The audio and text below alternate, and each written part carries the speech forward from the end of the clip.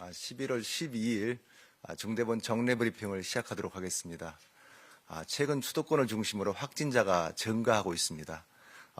위중증 사망 환자 수도 여러 방역 지표들이 크게 악화되고 있는 상태입니다. 최근 확진자 증가 추세는 두 가지 양상을 보이고 있습니다. 첫째는 60세 이상 고령층을 중심으로 돌파 감염이 증가하고 있습니다. 요양병원과 요양시설을 중심으로 한 집단 감염이 계속 발생을 하고 있습니다. 두 번째는 9월 개학 이후 학교와 학원을 중심으로 집단 감염이 늘고 있습니다. 60세 이상 고령층은 위중증 환자의 79.2%를 차지하고 있습니다. 또한 사망 환자의 96.8%를 차지하고 있습니다. 이로 인해 병상 등 우리 의료대응 체계에 부담이 되고 있는 현실입니다. 또한 18세 이하의 학생들은 접종률이 낮기 때문에 유행이 확산되기 쉽고 가정 내 고령층 등 고위험 등으로 전파가 연달아서도 발생할 수가 있습니다. 어렵게 내디딘 우리의 일상 회복이 계속되려면 우리 의료체계가 감당할 수 있는 범위 내에서 중환자를 관리하고 사망을 최소화하는 것이 매우 중요한 과제입니다. 따라서 오늘 중대본에서는 수도권 확진자 증가에 따른 의료대응 체계에 대해서 집중적으로 논의를 하였습니다. 오늘은 중점적으로 이를 브리핑해 드리겠습니다. 첫째, 돌파 감염이 늘어나고 있는 60세 이상 고령층을 대상으로 의료와 방역 대응을 보다 강화하겠습니다. 이를 위해 고령층에 대한 추가 접종을 적극 시행토록 하겠습니다. 요양병원과 요양시설을 대상으로 2차 접종 이후 5개월이 지난 시점에서는 조기에 11월 10일부터는 추가 접종이 가능합니다. 앞으로 지자체와 협력하여 추가 접종 속도를 높이기 위해 최선의 노력을 다하도록 하겠습니다. 또한 현재 수도권의 요양병원과 요양시설, 정신병원의 종사자들은 주 1회 PCR 검사를 하고 있습니다. 주 2회로 확대하도록 하겠습니다. 어제 11월 10일에는 고령층 환자를 위한 집단 감염에 대응하기 위해 감염병 전담 요양병원을 4개소에 대해서 405 병상을 지정을 하였습니다. 이로써 감염병 전담 요양병원은 총 8개소가 되었습니다. 병상으로는 1,004개소가 확보가 되었습니다. 둘째로는 소아청소년에 대한 방역조치 강화 방안입니다. 이 어린이집은 외부 감염 요인을 차단하기 위하여 외부인 출입 관리를 보다 강화하겠습니다. 접종 완료자 중심으로 출입을 허용하고 미접종자는 출입 전 48시간 이내에 PCR 검사 결과를 음성일 결과에만 출입이 가능해졌습니다. 12, 17세까지 청소년들의 접종이 지금 현재 진행 중입니다. 지금 1차 접종률은 30.5%이며 접종 완료율은 4.8%입니다. 현재 의료기관에서 화이자 백신 접종이 언제든지 가능합니다.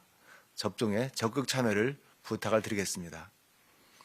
청소년이 예방 접종을 받지 않는 경우에는 첫째, 감염 위험성이 증가하고 둘째, 주변에서 확진자가 발생한 경우 자가격리 대상이 되고 있습니다.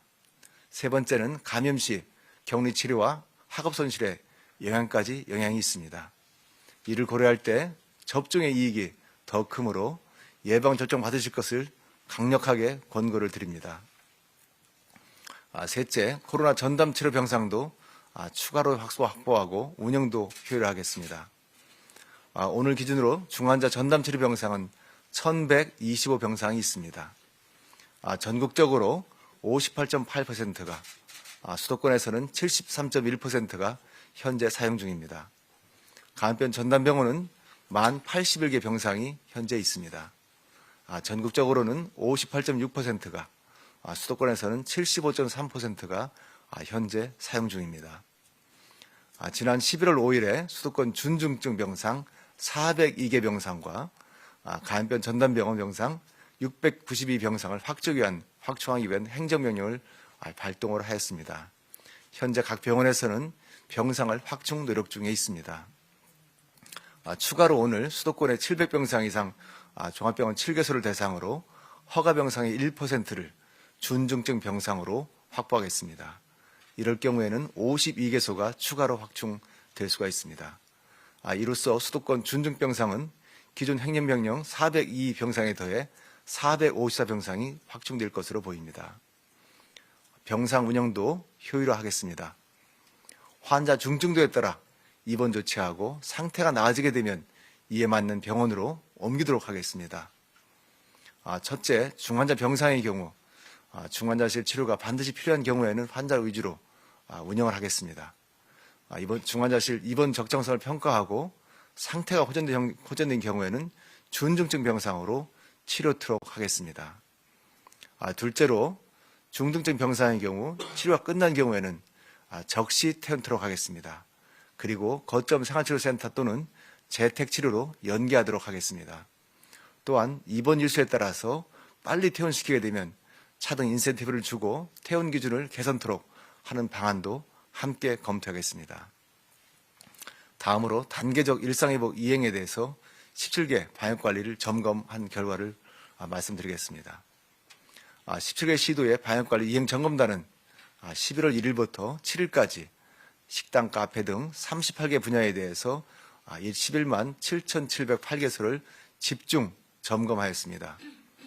점검 결과 방역수칙을 위반한 업주와 이용자에 대한 고발이 212건 있었습니다. 영업정지 155건, 과태료 91건 등의 조치도 함께 시행하였습니다. 이 방역패스 적용 시설의 대응에 대해서는 계도기간 동안에 여전히 수기병으로 관리하고 있었고 접종 미완료자 출입이 있어서 일부 미흡한 점도 사실 보였습니다. 방역패스는 우리 공동체의 안전을 위해 지켜나기 위한 최소한의 방패입니다. 감염 위험이 높은 시설에서는 미접종자를 보호하고 이용자의 안전을 지켜나기 위한 불가피한 수단이라고 말할 수 있겠습니다. 국민 여러분께서는 다소 불편함이 있다 하더라도 이해와 적극적인 동참을 요청을 드리겠습니다. 최근 확진자와 위중증 환자가 증가하면서 걱정과 우려의 목소리가 매우 많습니다. 다음 주에 실시될 수능 이후 연말을 앞두고 모임과 활동이 점차 늘어나고 있고 이는 상황이 더욱더 악화될 우려가 있습니다.